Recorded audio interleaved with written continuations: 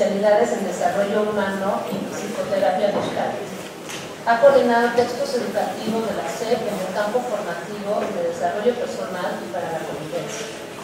Codiseñó el modelo educativo de actividades complementarias del proyecto Saludarte para 84 escuelas primarias de jornada ampliada en la Ciudad de México.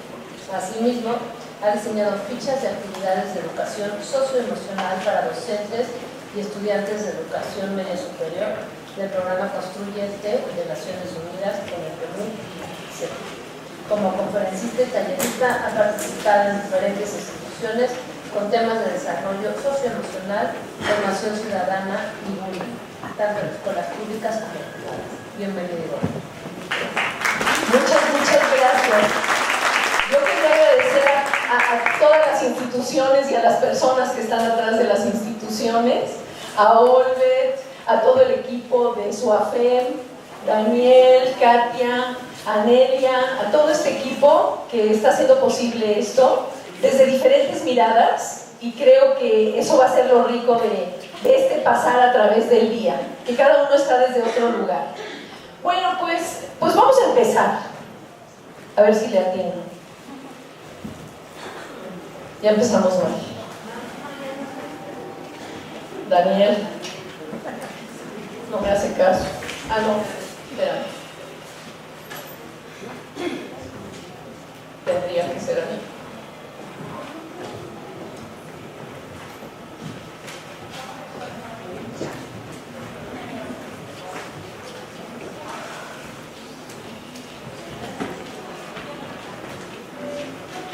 El chunche no sé qué le quité.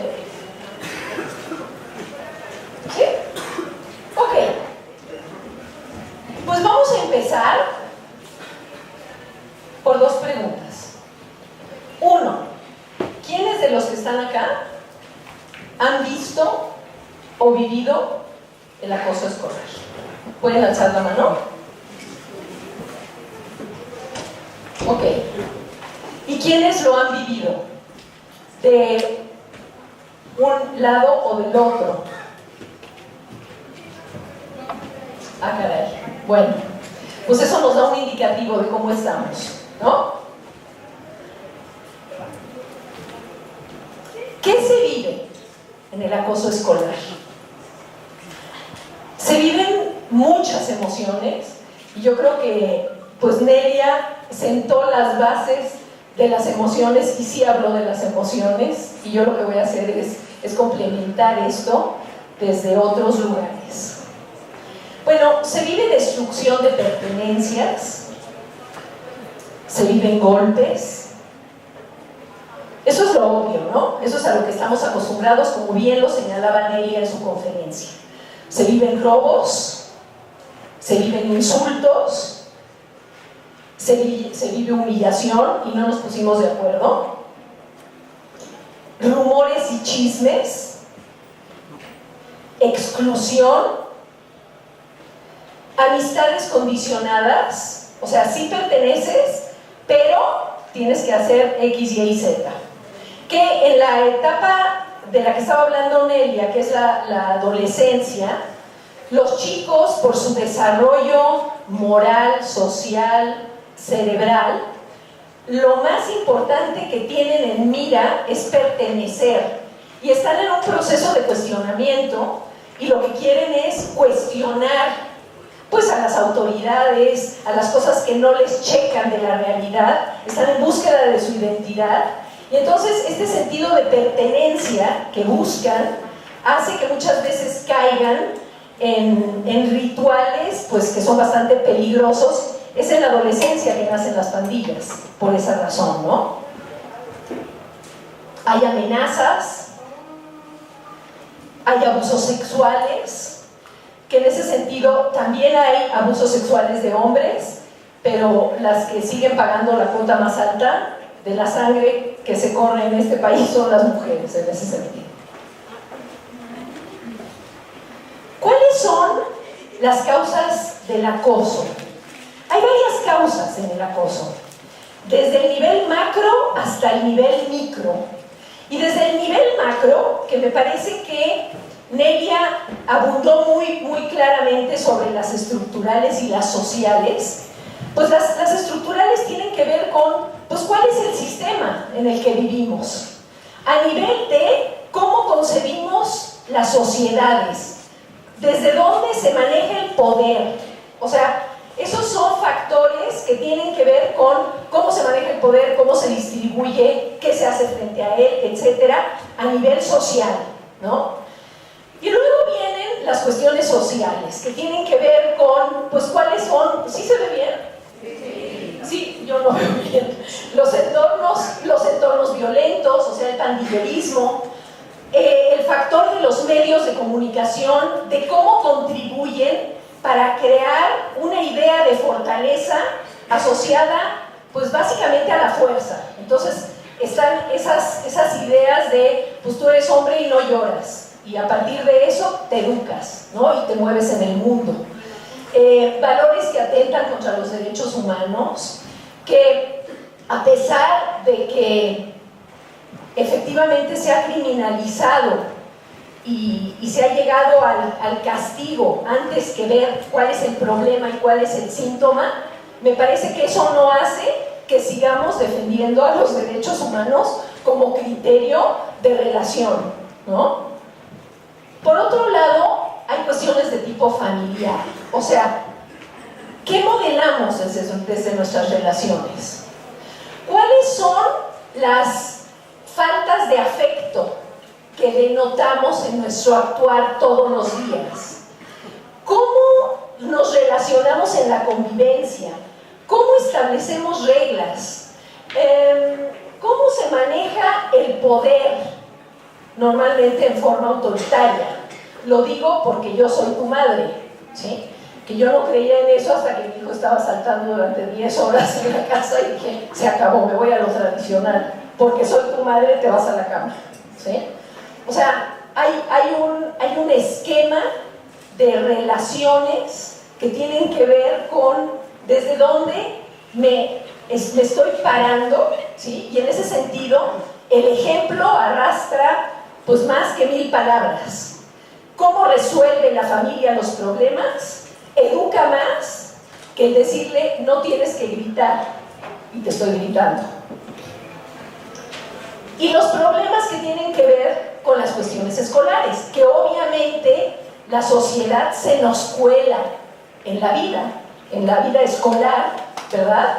Pero la escolaridad se ubica desde un lugar específico porque hay una diversidad, se está conviviendo con la diferencia durante 6 horas. Entonces, la violencia escolar también tiene una serie de particularidades. O sea, hay violencia en nuestra sociedad, pero la violencia escolar tiene algunas especificidades. Y bueno, ¿y cuáles son los tipos de acoso que existen? Que de alguna manera mencionaron algunos, uno creo que no lo mencionaron. Bueno, un tipo es el directo. El directo tiene que ver con, pues, la agresión física, ¿no? La humillación, la sexual, que es completamente directa, la verbal, tú eres un inútil, 4 ojos, etcétera, etcétera. O sea, todo lo que hemos oído y de lo que nos hemos escandalizado con las historias de Nelia, ¿no? Y está el indirecto, que tiene que ver con una cuestión social. Y la cuestión social tiene que ver con un manejo de exclusión. O sea, no te estoy agrediendo directamente, pero estoy haciendo cosas para que no se te incluya en el grupo, ¿no? Y la otra es la del ciberacoso, que ha tomado una predominancia terrible en estos últimos años, a partir de internet y de todo esto. Digo, ya tenemos hasta casos de chicas que anuncian que se van a morir y luego se suicidan, ¿no? Y luego se mueren. Entonces, sí, me dicen, siempre ha habido. Ahorita voy a hablar sobre qué significa siempre ha habido. Pero nunca había habido la posibilidad de la amplificación a nivel mundial. la chica que se suicidó hace poco, bueno, no hace poco, hace como 2 o 3 años en Canadá, o en Estados Unidos, no me acuerdo, ella pues tuvo una exposición, se grabó, se lo mandó al novio, el novio lo viralizó, bueno, se tuvo que cambiar a otra escuela y no le sirvió de nada, porque las redes llegaron a la otra escuela. Entonces, este tipo de cosas suceden con el ciberbullying, que de alguna manera antes eso sí no sucedía, ¿sí? ¿Y dónde inicia la violencia?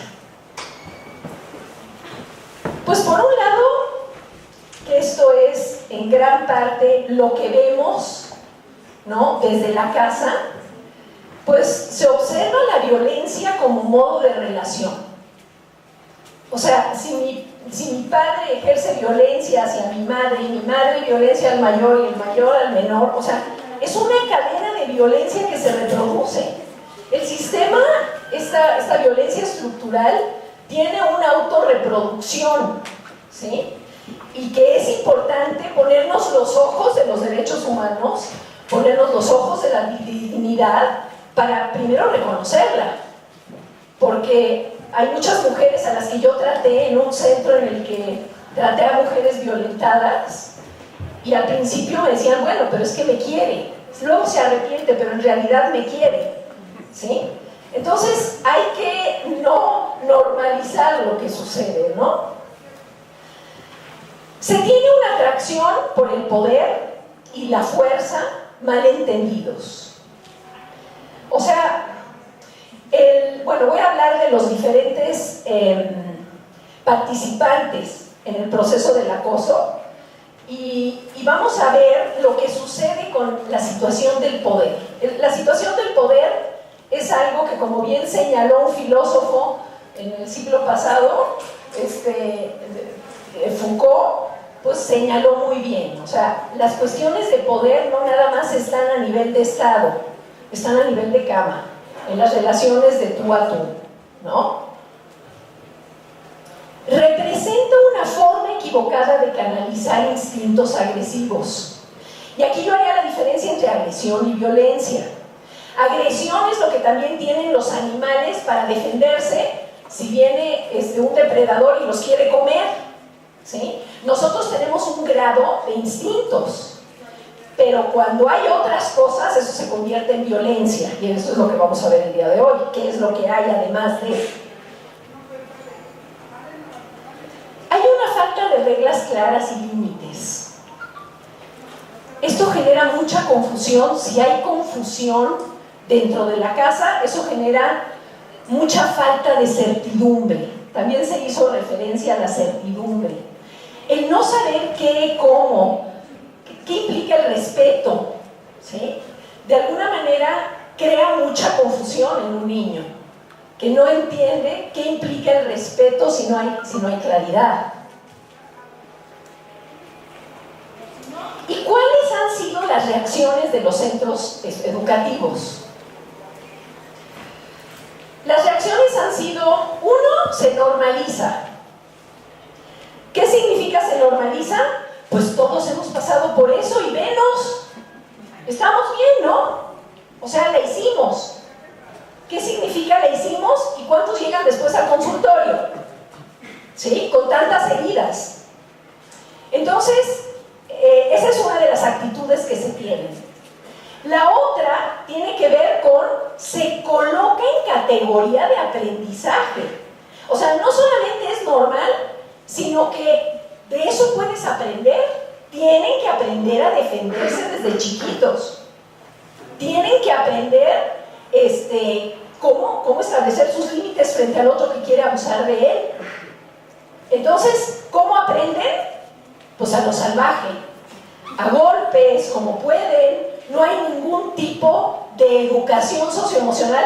Después, a la persona que preguntó sobre el proyecto educativo, fuiste tú, ¿verdad? Bueno, yo después vuélvemelo a hacer porque pues yo estoy participando en eso y tengo varias respuestas que darte que espero que puedan serte útiles con respecto a eso. O sea, tenemos que aprenderlo. Esto no es algo que viene con échale ganas, ¿sí?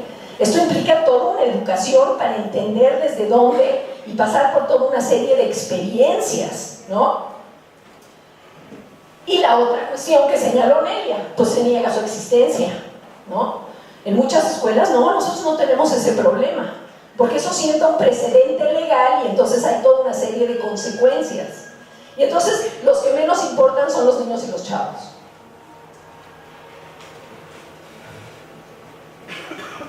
¿Y qué es el acoso escolar? Bueno, pues es una agresión intencional. Es cierto que cuando hay violencia, y estoy de acuerdo con Nelia, cuando hay violencia puede ser o no intencional. En el acoso sí hay una intención. O sea, hay varios tipos de violencia y el acoso escolar es un subconjunto de esa violencia que existe, ¿no?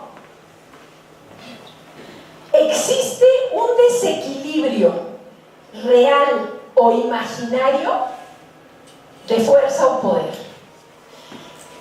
Ortega y Gasset decía algo que a mí me parece maravilloso. Ortega y Gasset decía: las ideas las tenemos y vienen y van, pero en las creencias vivimos. Cuando nosotros vivimos en la creencia de un desequilibrio de poder, desde ahí nos estamos moviendo. Y el agredido se percibe a sí mismo como incapaz de defenderse. O sea, es como ver un muro de Trump y no decir hago un túnel o voy con paracaídas. Es infranqueable, ¿sí? Las agresiones son continuas en el tiempo. Aquí también hay varias discusiones porque qué tanto es tantito y qué tanto es cuando puedes hacer un daño para toda la vida, ¿no? Pero digamos que lo más importante es que sea intencional, desequilibrado, con una creencia de indefensión. Y una cosa que me parece muy importante es que no describe a los participantes, describe una interacción social. ¿Qué significa eso? Que el buleador o el acosador puede ser acosador en una circunstancia y en otra puede ser espectador y en otra puede ser víctima. A ver, las relaciones sociales son complejas, entonces son multifactoriales por todos lados. Entonces es mejor verlo como una interacción en determinado momento con esa persona que está en ese momento ahí, porque esa persona en otra circunstancia es otra persona, ¿no? Sobre todo, por ejemplo, cuando llega el hermano mayor o llegan otros de otra clase, ¿no? ¿Cuáles son los efectos generales? Bueno, son muchos, ¿no? Repercute en todos los involucrados. Y lo vamos a ver. Eso es lo que vamos a ver, son cómo repercute en las emociones de cada uno de los participantes. Genera un clima de temor y falta de respeto. O sea, no es nada más lo que pasa entre una persona y la otra. Es lo que se genera como ambiente, como clima, ¿no? Y está probadísimo en varios estudios que repercute en el aprendizaje y en el desempeño académico. A ver, si tengo miedo, ¿cómo me voy a concentrar en las matemáticas? Y luego me dicen que no sirvo y que soy un inútil y que no puedo con las matemáticas. O sea, hay toda una serie de círculos viciosos que se generan que tienen que ver con, pues, el miedo, ¿no? Y hay consecuencias a corto, mediano y largo plazo. O sea, aquí todos salen salpicados. Entonces, voy a hablar de los actores y me parece importante tener un acercamiento complejo de la situación, porque normalmente se habla del acosador y la víctima. Y esto es un sistema, ¿sí? Entonces, que sea un sistema lo hace más complejo, ¿no? Entonces, primero está el acosador principal, el psicólogo nato. Tienen una capacidad los acosadores para leer desde que camina una persona, que podrían dar cátedra de lenguaje corporal, ¿no?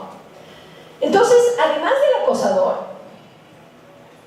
está el reforzador, que el reforzador es un tipo de acosador que todavía no está doctorado, está en pleno aprendizaje, pero se está entrenando arduamente, ¿sí? Después viene un asistente que tiene un perfil de a veces ser un espectador que se convierte en asistente por miedo, porque muchas veces sucede eso, lo vamos a ver. Y el asistente es el que lo agarra para que le peguen, el que facilita ciertas cosas, el que dice, no, tú vete a la esquina y dinos si viene el maestro o no viene el maestro, ¿sí? Y hay un acosador pasivo, que de alguna manera está validando al acosador, pero no participa y no se mancha las manos de sangre, pero está desde ese lugar, ¿sí? Por otro lado está la víctima, y la víctima también tiene diferentes formas de estar. Hay una víctima que es una víctima pasiva y que no sabe ni de dónde llegó, ni por qué, ni qué captaron en él o ella, y ya viene la guerra, ¿sí? Y hay otra víctima, que es una víctima llamada por Olbius, que es uno de los grandes que ha hablado de la violencia escolar, víctima propiciatoria. O sea, es una persona que puede estar provocando a que lo estén de alguna manera molestando, acosando, ¿no? Y luego vienen los espectadores. Y después de los espectadores, que los espectadores son el 80% y sí participan, o sea, que sean espectadores. Aquí no hay eso de que pues se puede no opinar. Pues no opinar es opinar, ¿sí? Todo te ubica desde la agresión o desde el otro lado, ¿no? Y los defensores, que también hay dos tipos de defensores. Hay defensores que son asertivos en el sentido de que saben qué hacer para mediar y defender y se conmueven con el dolor del otro. Y hay otros que son agresivos. ¿Le estás haciendo algo a mi cuate? Pues te rompo la cara. Esa es la solución fácil de los defensores agresivos, ¿sí? Entonces, como ven, esto no habla de dos, habla de varios que entran en sistema. Y eso es importante entenderlo. Por eso ha sido tan difícil abordarlo, porque no es, voy a tener una plática nada más con el acosador y voy a tener una plática con la víctima y ya lo resolvemos. No, implica toda una intervención en una escuela. Entonces ahora vamos a ver cuáles son las consecuencias por actor, ¿no? ¿Qué le pasa a la víctima? Pues, bueno, aquí yo me estoy refiriendo a primaria y secundaria, ¿sí? Y podría decir que preescolar también. Pues sí, pero es que algunas que vas a ver, está difícil que no creo que se orinen a los 18 años, pero bueno, puede ser. Bueno, yo conozco la educación socioemocional desde prepa, desde CCH, pero la cuestión esta del bullying, para lo que yo escribí esto, es para primaria y secundaria, ¿no? Entonces hay pesadillas, hay insomnio.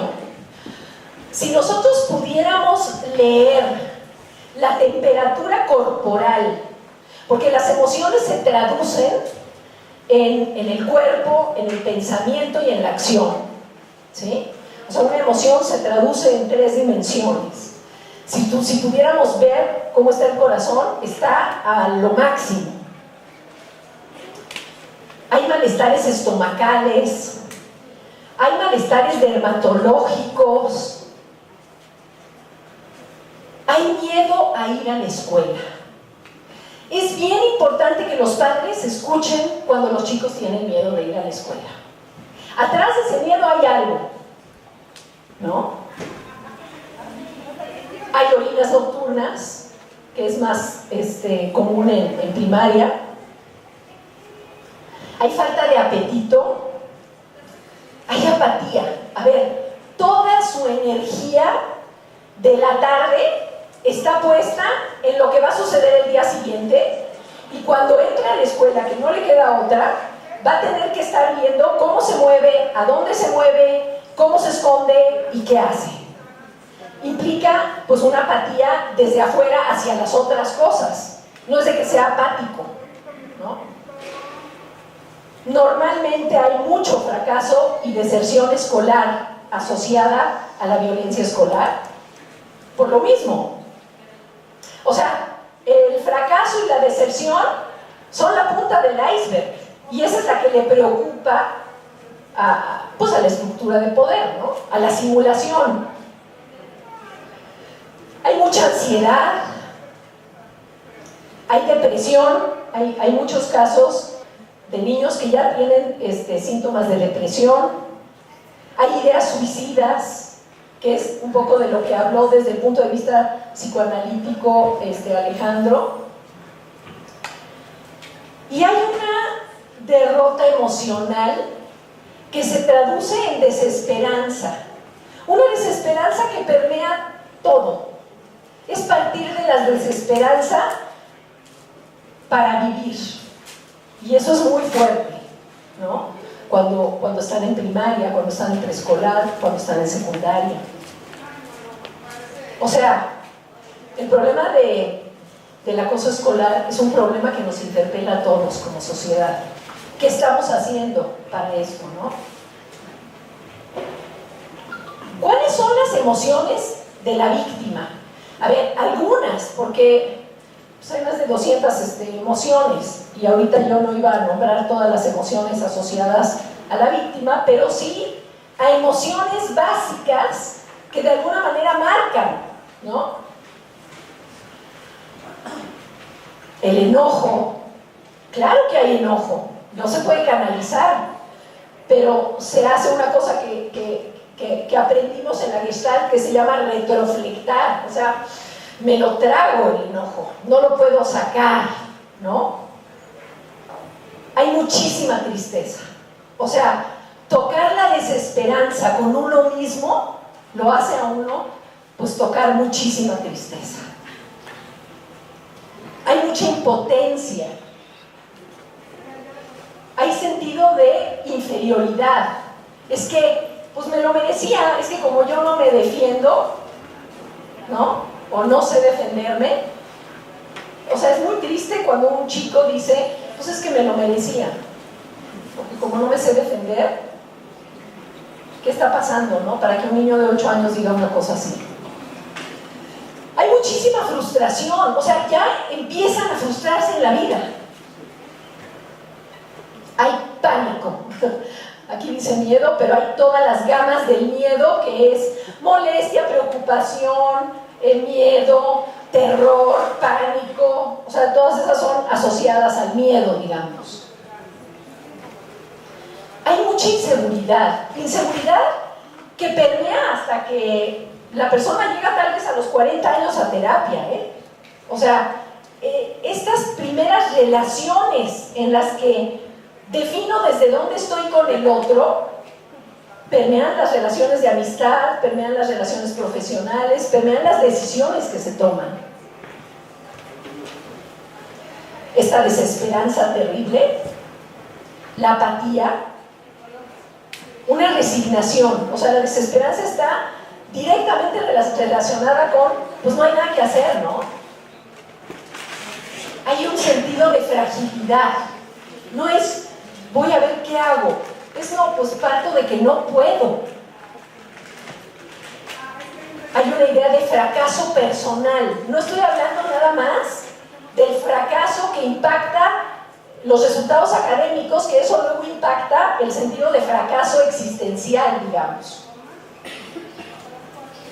Hay un sentido de sumisión, y yo creo que una de las más difíciles emociones, hablando de la tonalidad de las emociones, yo creo que una de las emociones más dolorosas con las que toca es con la vergüenza, y eso también lo señaló Nelia, ¿no? O sea, la vergüenza es una emoción muy delicada porque ya hablar de eso te expone más, es como autorreferencial, ¿sí?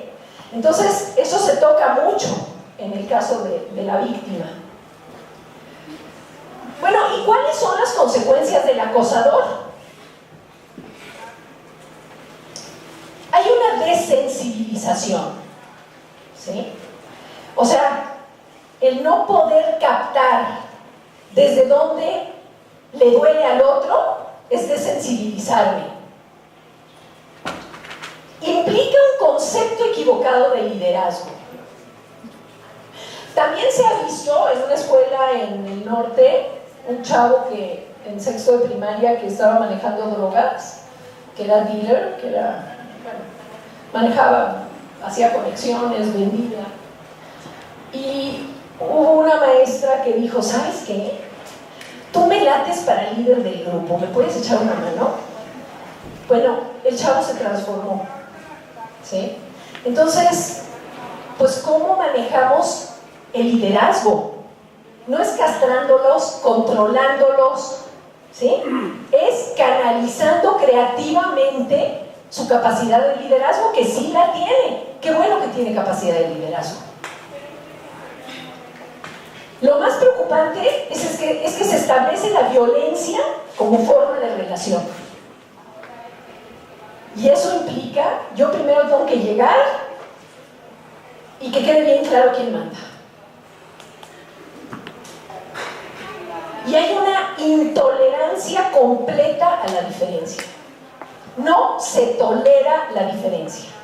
Ahorita vamos a hablar de qué implican las diferencias. ¿Hay una falta de límites? Sí.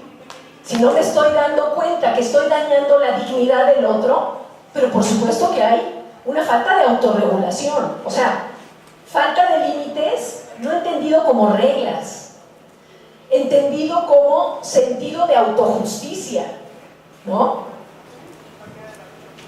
Hay unos sentimientos de prepotencia porque sí maneja un grupo. A ver, claro que tiene poder. Y hay una necesidad de demostrar el poder sobre los demás. El bullying no se podría dar si no existirían los espectadores. Por eso digo que es una dinámica que va más allá del acosador y la víctima. Y hay mucha probabilidad, no es un condicionante, un determinante, pero hay probabilidad de actos delictivos. Pues sí, porque si no hay límites, pues no hay límites en varias cosas. Entonces, ¿desde dónde yo respeto? ¿Sí? ¿Cuáles son las emociones que siente el acosador? Pues le irrita la diferencia, se enoja, puede hasta tener ira. O sea, también hay muchas tonalidades en las formas de acosar, ¿sí? No es lo mismo desaparecerle unas cosas a los chavos que agarrarlo a golpes entre 5. A ver, la tonalidad va cambiando, ¿no? Hay un sentido de superioridad porque se dan cuenta cómo manejan el rollo. Hay un poder, sí lo hay, es objetivo, se muestra. Hay mucho desprecio hacia el otro. Ahí es donde entraría un poco lo que dijo Alejandro sobre cómo se cosifica al otro. No se le ve como persona, sino como objeto. Yo ahí difiero un poco. Yo pensaría, no soy psicoanalítica, pero yo diría, no, lo peor es que lo ven como persona y que lo pueden humillar. Entonces lo veo peor. Hay una intolerancia, hay un orgullo mal entendido, que eso también hablaste tú, que tiene que ver, hay que estar orgullosos de lo que sí sabemos hacer, saber cuáles son nuestras fortalezas, ponerlas al servicio de los demás. Esto es un orgullo mal entendido, mira nada más cómo me traigo al grupo y al maestro.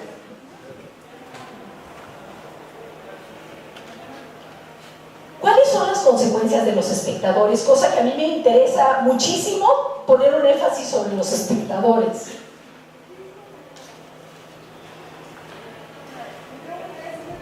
Pues muchas veces existe una baja autoestima. Se tiene una parálisis total ante las injusticias. Eso no quiere decir que estén desensibilizados. Hay muchos espectadores que están completamente sensibilizados, pero están paralizados, no saben qué hacer. ¿Por qué? Porque pueden ser las próximas víctimas.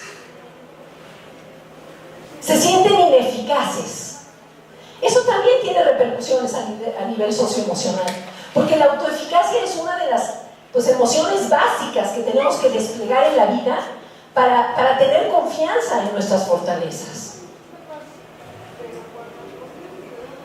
Se acostumbran a no alzar la voz.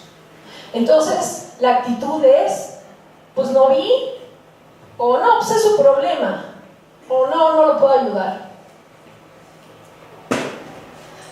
Y se convierten en cómplices. Aquí no hay medias tintas, o está uno de un lado o está uno del otro lado. ¿Y cuáles son las emociones que tienen los espectadores?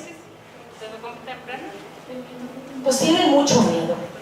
Muchas veces tienen muchísimo miedo.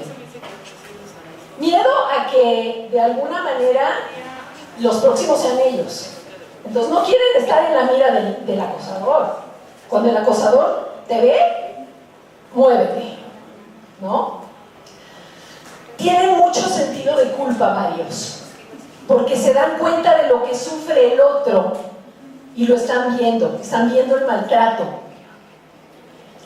Sienten una terrible impotencia, sienten muchísima inseguridad, están muy confundidos, no saben qué pasa con el sistema, a quién recurrir, qué hacer, por qué no lo ayudan. Si nos dijeron que nos iban a ayudar, que estábamos en la escuela para que nos cuidaran. Hay mucha ansiedad, hay mucha tristeza, hay sentido de insuficiencia, que es lo que tiene que ver con la falta de autoeficacia, ¿no? Y muchas veces sienten que estuvo bien, que se lo hicieran a ese que me cae mal. O sea, hay un sentido a veces de venganza. O sea, el otro, pues le dio su merecido. Yo no lo puedo hacer y no quedó mal y no me ensució nada, pero pues le tocó. ¿No? ¿Cuáles son las causas del acoso según los estudiantes? Bueno, por alguna diferencia. Eso de las diferencias permea todo, desde las diferencias físicas, las diferencias en preferencia sexual. O sea, en la etapa de la adolescencia están definiendo su identidad sexual o sus orientaciones sexuales, y esto crea mucho ruido en secundaria. ¿A qué grupo cultural pertenecen? ¿Sí? Si pertenecen a un grupo indígena, pues van a ser flanco, ¿no? Y si es una mujer indígena, triple. El nivel económico, todo eso que está relacionado con las historias que escuchamos hace rato, esos términos que son verdaderamente grotescos, por género y a veces por gustos estéticos. Yo tenía una alumna en secundaria, yo doy clase en secundaria, y la chica era emo. Bueno, se arrepintió toda su vida de haber salido del closet como emo. Es muy difícil manejar el descubrimiento de la identidad en un medio que es hostil. por conflictos previos. O sea, me hiciste una, pues yo tengo más cuates y te la voy a hacer. Y se empieza a convertir en algo más allá del conflicto previo, digamos. Es por indefensión también. Esto lo dicen los chavos, ¿eh? Por diversión. Ay, pues es divertidísimo. Pues lo pones a hacer lo que sea. Por demostración de fuerza y poder. Por normalización de la violencia, es lo normal. A ver, ¿conoces un medio donde no haya? Por envidia, ¿no? El que lo sabe todo en el grupo y el que resuelve todo. Por provocación, no, pues es que me provocó y entonces le tocó porque yo soy amigo de toda la banda. ¿Cuáles son los lugares donde se produce más el acoso en general? En un cuestionario que se aplicó a casi 4,000 estudiantes de primaria y secundaria. En el salón de clases cuando el maestro no está. Bueno, pero van a ver el final de esto. En la calle. O sea, cuando hablo de la calle es en la entrada, en la salida, no en la calle cuando estoy con mi mamá. En el salón de clases cuando hay algún profesor. O sea, hay clases en las que hay más acoso que en otras. En los pasillos de la escuela. En el patio cuando no vigila un maestro. O sea, la presencia del maestro, aunque muchas veces no es efectiva, porque eso también lo vamos a ver, no es suficiente, inhibe de ciertas conductas.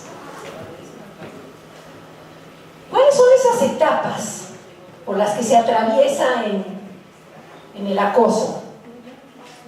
Porque no es, vienen 2 o 3 veces y eso ya es acoso, no, pasa por un proceso, o sea, hay muchos involucrados, hay todo un proceso y el proceso tiene que ver con cuál es el disparador, o sea, ¿qué llama la atención del acosador? ¿Sí? Como decía Nelia, ¿no? La niña que entra a la secundaria muy bonita y es odiada por todas las chavas y amada por todos los hombres. O sea, ¿cuál es esa diferencia que dispara el que algo se genere? ¿Cuál es esa diferencia? ¿Cuál es el manejo del entorno? Porque de alguna manera, a partir de captar la diferencia, hay un manejo del entorno. Es qué digo, cómo lo digo, a quién se lo digo, en qué circunstancias se lo digo, quién me escucha, ¿no?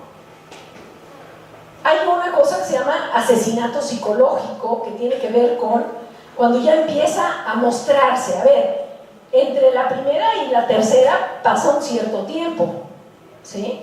Pasa un cierto tiempo en el que la víctima muchas veces cree que si no dice nada, pues chance va a entrar en razón.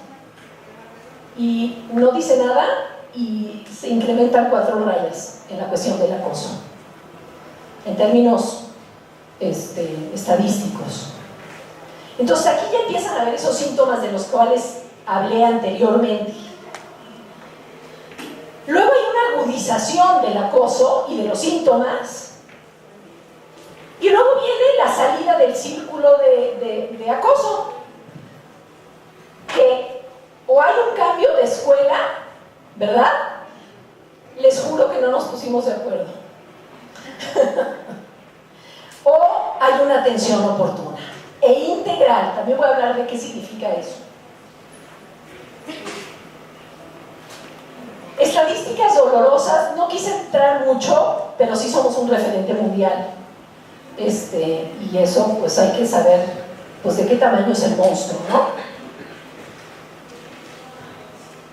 Bueno, en la tercera encuesta nacional de exclusión, en la media superior, el 68.8%, casi 7 de cada 10, de los estudiantes de CCH, de escuelas públicas, dijeron que los ignoraron, los rechazaron, les impidieron participar los han provocado para que se equivoquen, han sido insultados, han inventado chismes, los han culpado, pegado, amenazado, obligado a tener conductas sexuales, etc. Bueno, y México es el primer lugar de acoso a nivel mundial. En este momento, por esta asociación que es una ONG que trabaja con la ONU. Entonces, a ver, somos primer lugar en acoso escolar, somos primer lugar en embarazo adolescente, somos primer lugar en violencia en el noviazgo. Pues estamos hablando de acoso y de toda una serie de emociones y de manejo socioemocional. Y más del 80% de los casos de acoso no son reportados. Y los maestros, pero ni se dieron cuenta. ¿Qué hacer desde la casa?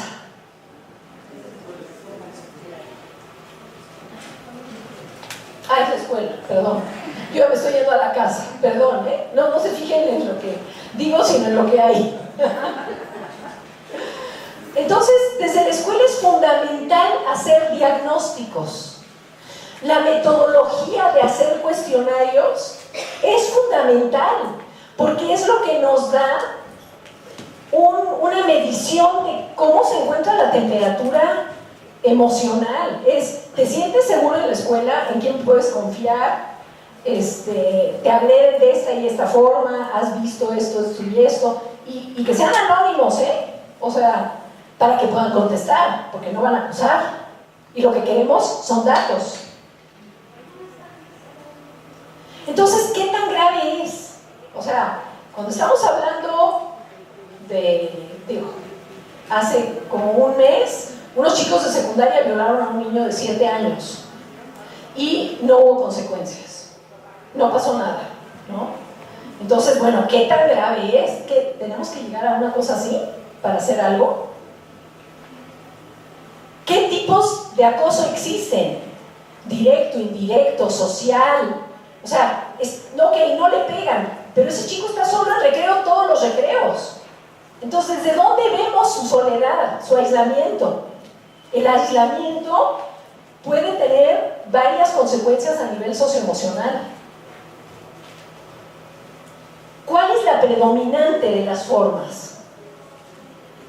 ¿Cómo es la convivencia? O sea, ¿han hablado de cómo resuelven problemas?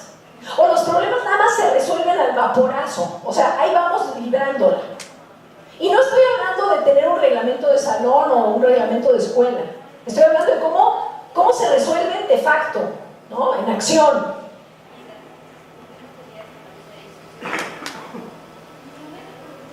¿Cuáles son los espacios que tienen mayor riesgo? A ver, cada escuela tendría que hacer eso, ¿sí? Ahorita, con todo lo que se ha generado en la UNAM, los estudiantes de la UNAM hicieron un mapa de riesgos, que me parece que es maravilloso tener ese mapa de riesgos. ¿En qué pasillos, en qué lugares, en qué partes del parque las chavas están más expuestas a acoso sexual?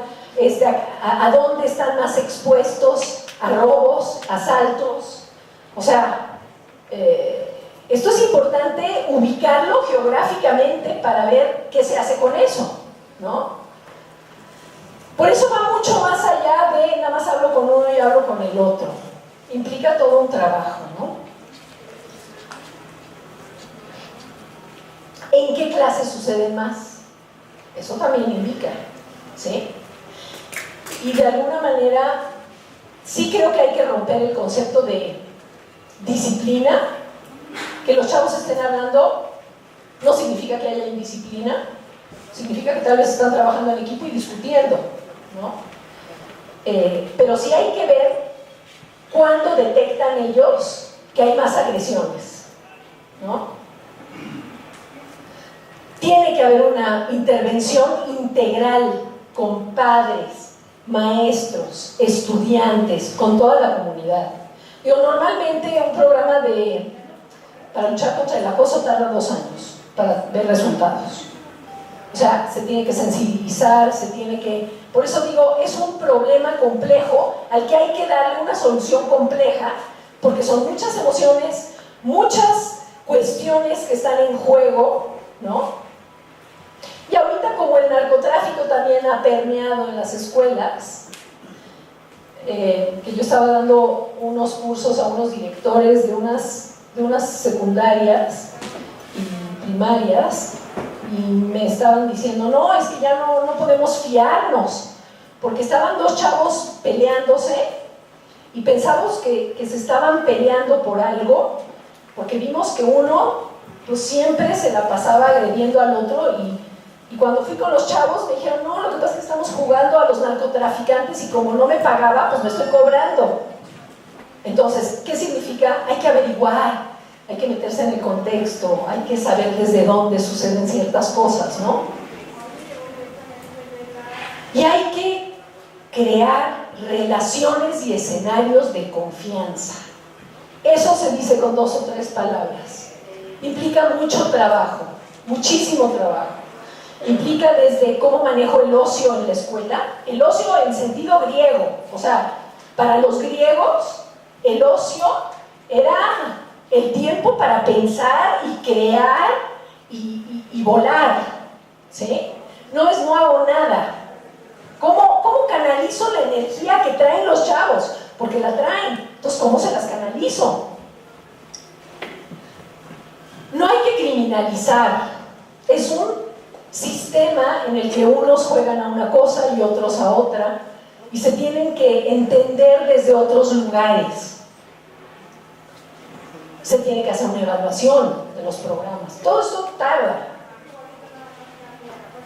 ¿Qué hacer desde la casa? También hay que hacer un diagnóstico. Yo tengo que observar qué pasa con mi hijo o mi hija, ¿no?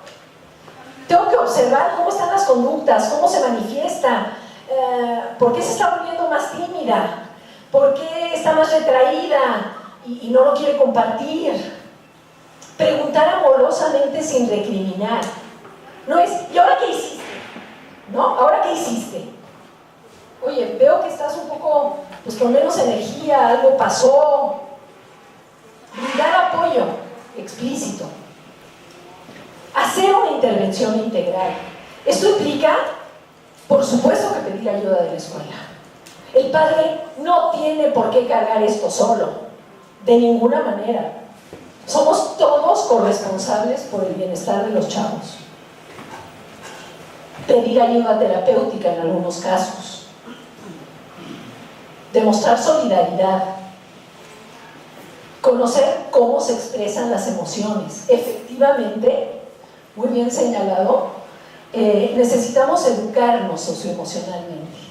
Y educarnos socioemocionalmente no tiene que ver con, pues tú piensas que eres lo máximo y ya, se te van a abrir las puertas. No.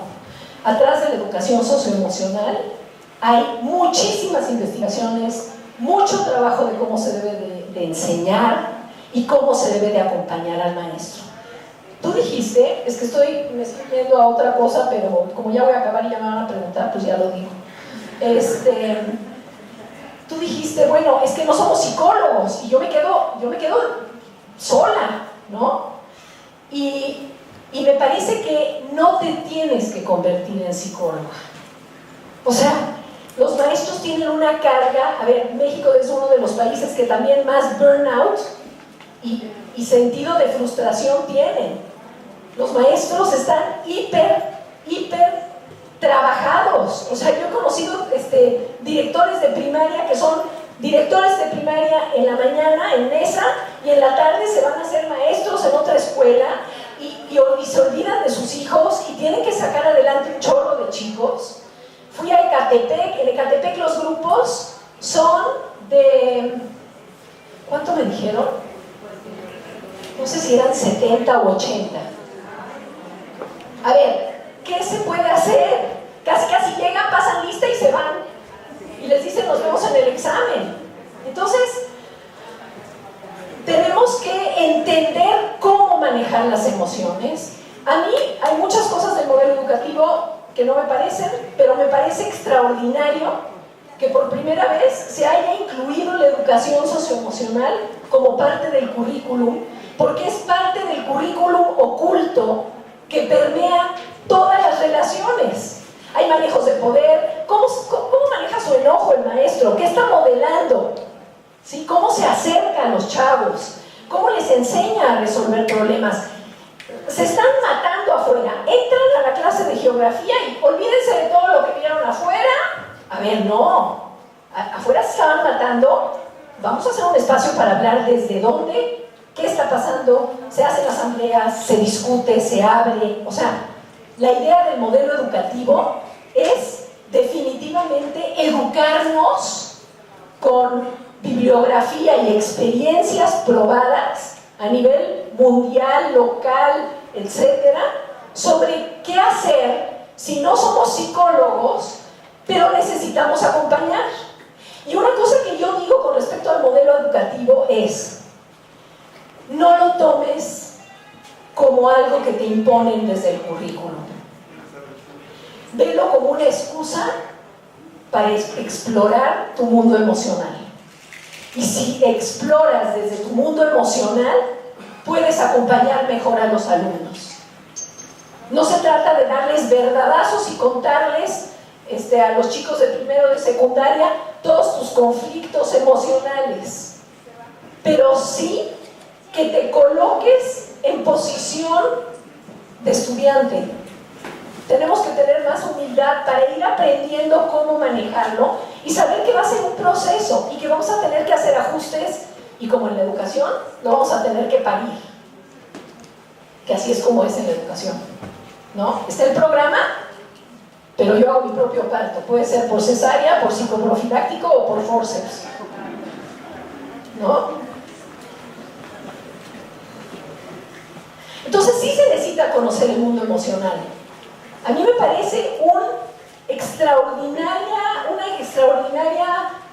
iniciativa del SUAFEM, que desde diferentes trincheras estén hablando de emociones, desde la arquitectura, la arquitectura del salón inhibe toda la creatividad, para empezar, ¿sí? O sea, el maestro está adelante, todos los demás, yo nada más veo la espalda de los que están adelante, ¿sí?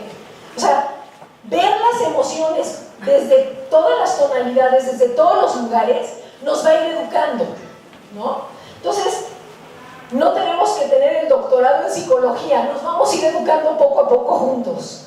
Y estamos sacando libros para educar socioemocionalmente y acompañar al maestro para que no se sienta solo, ¿no? Ayudar a construir redes de apoyo es fundamental en el caso del acoso escolar.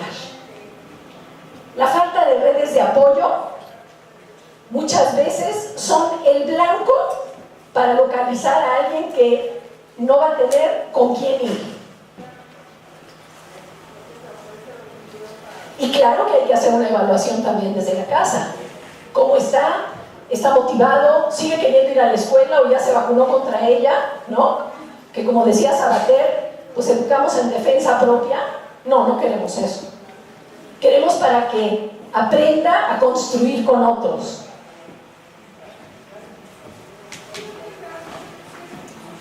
Se tiene que manejar el lenguaje verbal emocional.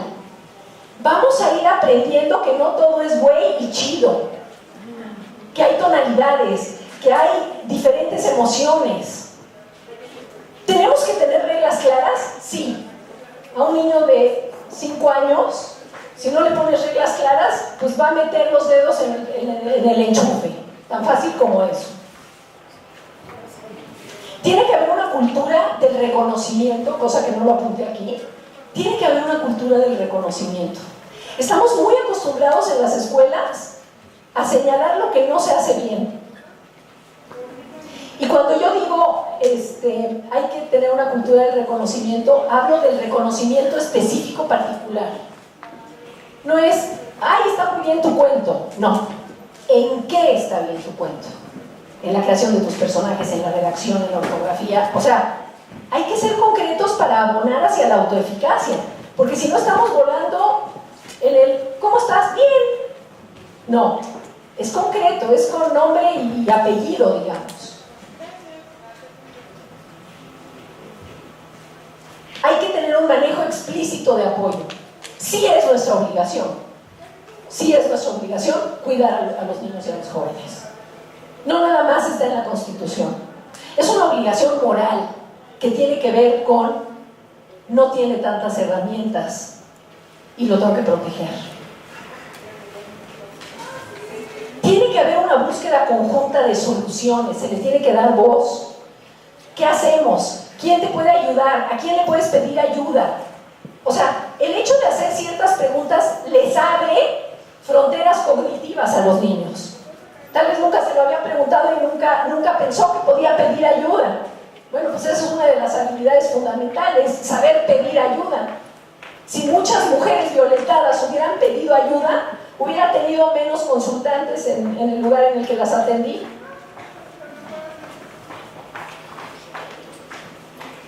Bueno, estos son 3 libros que escribí con otra autora sobre primaria, los niños frente al bullying, los adolescentes frente al bullying y una pequeña guía para maestros.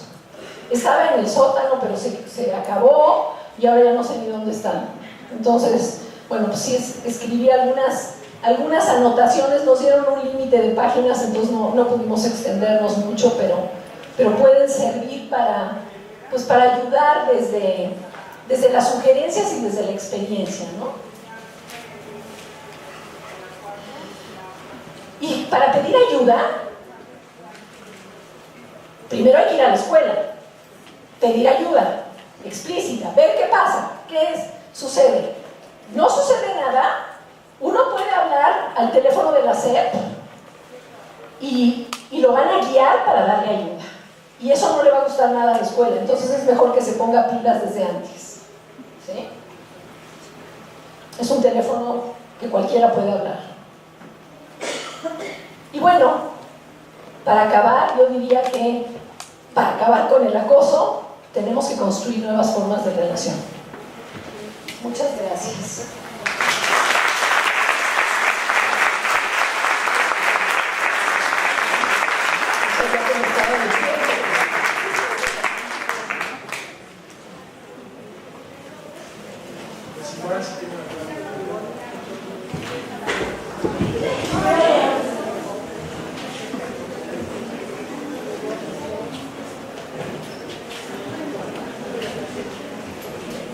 ¿Alguien tiene alguna pregunta?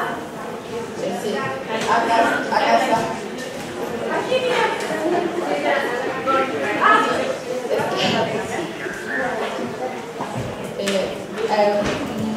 Primero, muchas gracias. Como siempre, yo ya he estado en varias de sus conferencias, como siempre. Gracias. Es muy claro, es muy preciso y, bueno, mi pregunta es, yo he revisado el programa de Construyete, que está ahorita siendo implementado en las escuelas, pero me parece todo esto que comentó usted de la sensibilidad del maestro para poder entender el problema, me parece que es algo que falta. Bueno, mi esposo trabaja en educación media superior, se empezó a implementar el programa, pero con una cuestión, tenemos que hacerlo. Entonces el director dijo, vamos a dividir las fichas, los de español hacen estas, y entonces tienen sus fichas cada quien para aplicar, que en la realidad no se aplican porque les quitan 20 minutos de su clase. Entonces está siendo una situación difícil. ¿Sí? Mi pregunta es, ¿este tipo de preparación, digamos, para los maestros, hay algún proyecto que se extienda a más escuelas? Porque yo creo que si no se interpreta adecuadamente el problema, si no hay esa comprensión intelectual y esa sensibilidad emocional para llevar, no se va a poder avanzar. Sí. Yo creo que no todos los maestros en una escuela tienen la suficiente sentido común para poderlo hacer a la mejor, pero siempre hay personas, siempre como la profesora, que sí tienen ese interés, que sí tienen. Y entonces yo creo que sería muy importante que con esas personas, pues ir formando poco a poco y despertando esa sensibilidad.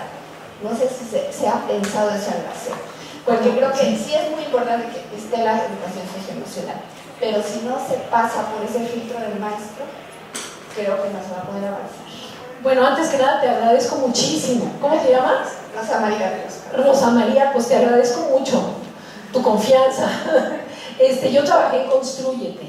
En Constrúyete hace varios años realizamos una propuesta de toda una serie de fichas para los maestros. Yo di un seminario en línea para 50,000 maestros que se puede conseguir en YouTube.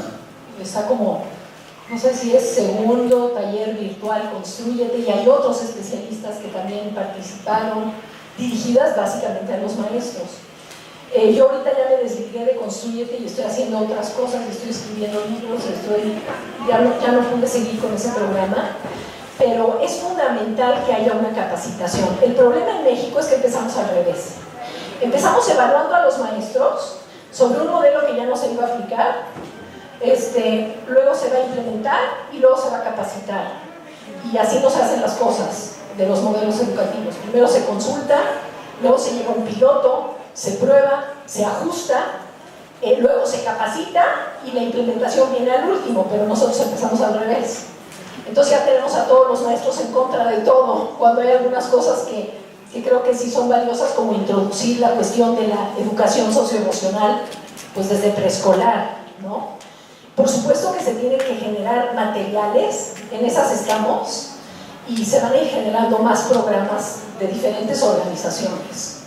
La CEP apenas, pues yo creo que no se están dando abasto y de alguna manera se tiene que reorganizar todo, entonces pues va a tardar un poco, pero la idea sí es sacar materiales de apoyo, de acompañamiento y de capacitación. Gracias. Hola.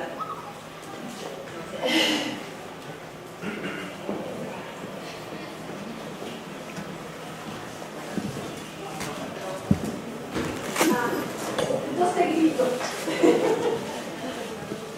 Ya. Gracias, Ivonne, por la plática. Yo tengo una duda. ¿Existe una correlación directa siempre? Es pregunta, no lo estoy asegurando. Entre el niño acosado, el niño acosador y su historia emocional familiar. O sea, siempre hay que voltear a ver qué papel juega ese niño dentro del ámbito familiar, cómo sus relaciones, todo eso es real. O sea, el niño que llega a ser acosado es porque ya trae una creencia personal de lo que él es. Sí, que es lo que yo decía. Una de las cosas que nos permean, desde antes de llegar a la escuela, vemos modos de relación desde la casa, desde el barrio.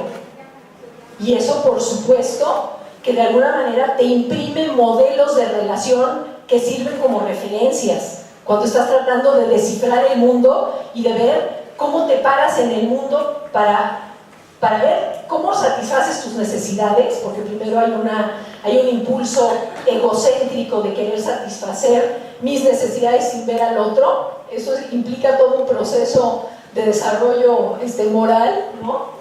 Pero por supuesto, o sea, hay una relación muy fuerte, muy muy fuerte, pero hay una cosa que me parece que es importante decirla.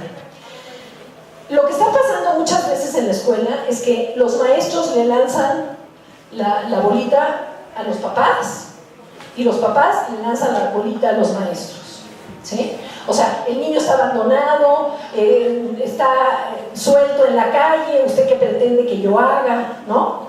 A mí me parece, lo que yo he visto también a unos maestros guerreros, y podría decir que un apapacho, eso siempre lo digo en mis conferencias cuando hablo con maestros, un apapacho atrás puede hacer que la vida de ese niño cambie.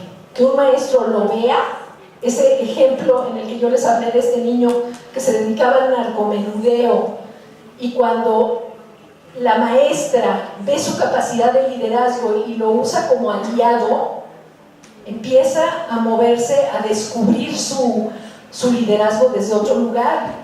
Entonces, ¿qué nos cambia? Nos cambian las relaciones en las cuales nos desarrollamos y nos cambian las relaciones sociales con las que nos topamos.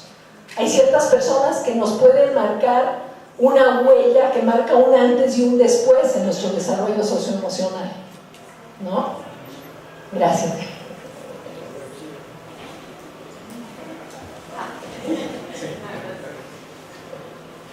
Muchas gracias antes que nada, señorita, y me da mucho gusto estar aquí. Y pues voy a retomar la pregunta de su momento.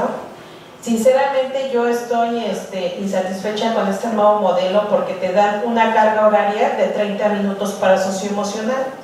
No puedes darle 30 minutos lo socioemocional al pequeño. ¿Cómo vas a manejar esas emociones en 30 minutos y le vas a decir, sabes que ya se acabó? Y bueno, sinceramente los maestros sí somos, bueno, no puedo generalizar, pero el trabajo está. Soy de quinto, tienes 9 materias, no te da tiempo ver contenidos, porque hay veces que no te da tiempo, tienes que hacer toda la parte administrativa, que te piden y te piden y te piden estadísticas de socioemocional, de convivencia, de perfil, y eso aúnale que ya se viene atletismo. ¿Sabes qué? No les hace el socioemocional, porque vamos a detectar a los niños que se van perfilados para atletismo. Y así aúnale el 20 de noviembre y muchas festividades más. Entonces, yo por eso decía, ¿no? Porque no hay qué forma de que no somos psicólogos. Son especialistas, yo quiero pensar que en la materia. Nosotros no nos enseñaron esa parte. Nos dejaron ir el modelo así. Nos hicieron hacer por línea el nuevo modelo educativo, el aprendizaje es clave. ¿Y cuándo tenías para hablar con tu asesor? Nunca. Lo tuviste en línea y jamás lo conociste. Y entonces, ¿cómo piden que nosotros podamos apoyar esa parte? Que es muy importante, para mí es la principal. Yo lo he manejado en los consejos técnicos y me decían, yo creo que estoy loquita, ¿no? Yo digo, a los niños mejor que los dejen, que papá y mamá les enseñen a sumar, multiplicar, dividir, leer y escribir, y que a mí me los manden y yo les enseño desde que lleguen a decir buenos días, cómo amaneciste, qué vamos a desayunar, nos sentamos en la mesa, vamos a salir a regar el jardín, porque esa es la parte importante del ser humano. Pero yo lo veo como lo vuelvo a repetir. En mi escuela son más de 25 maestros y la verdad mis compañeros ya están así como que pues ya no, es que tú como que apenas vas entrando, ¿no? O sea, como que agarra la onda, esto no es para ti. Ya eso no se toma en cuenta a estas alturas. Ahora, muy importante, señorita, lo que hablaba del apapacho.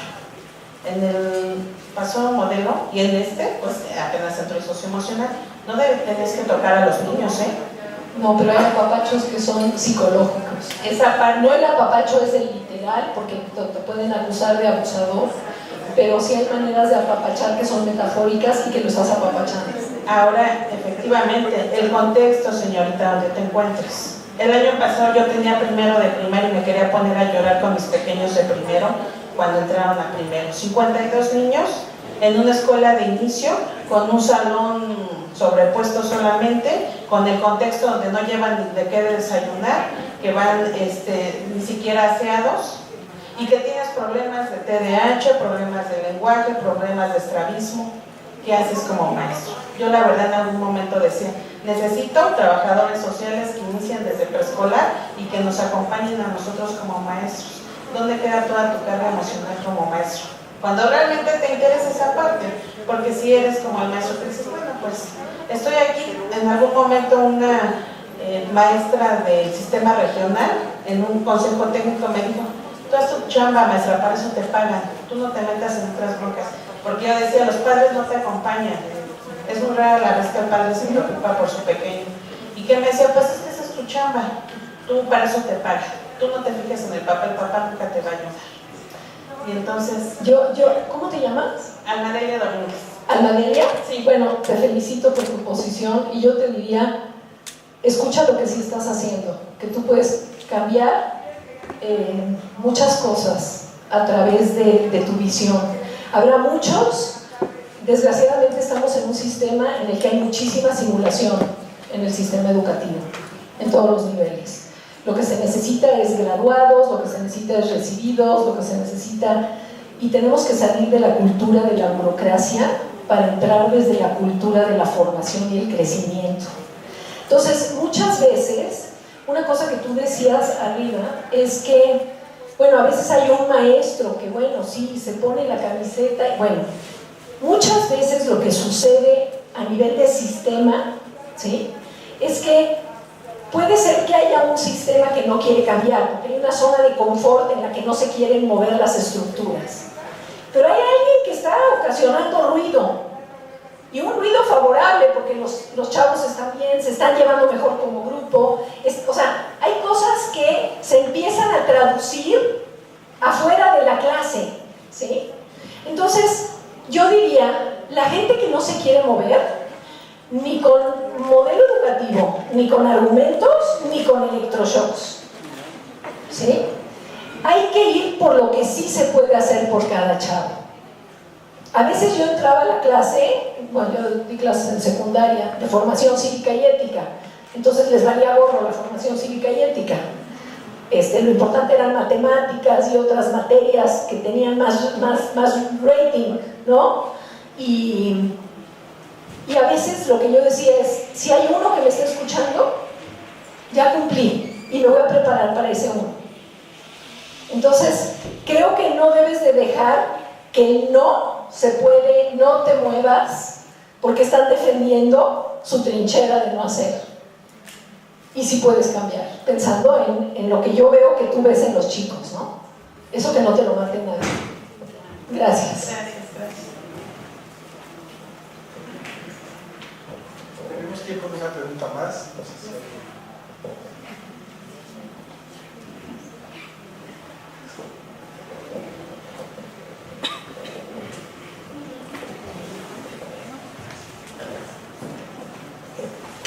Buen día, me llamo Carmen.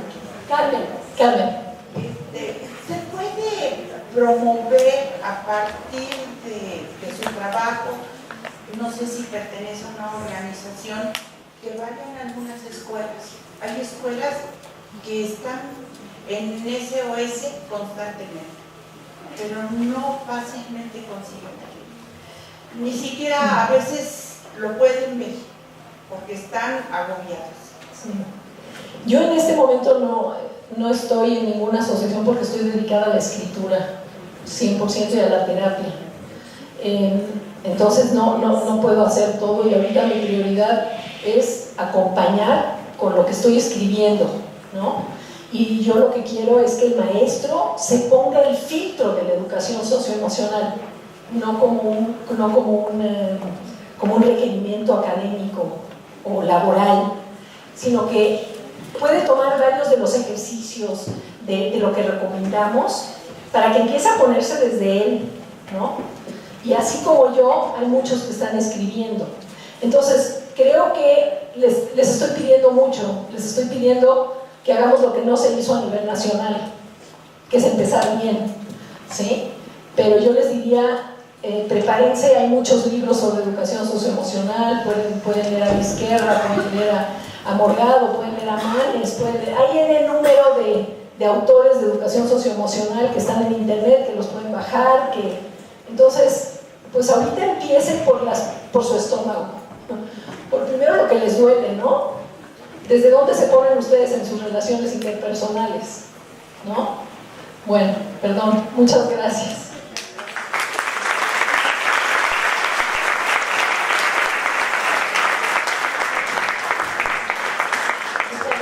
Continuamos a las 4 de la tarde. Se pueden poner aquí en los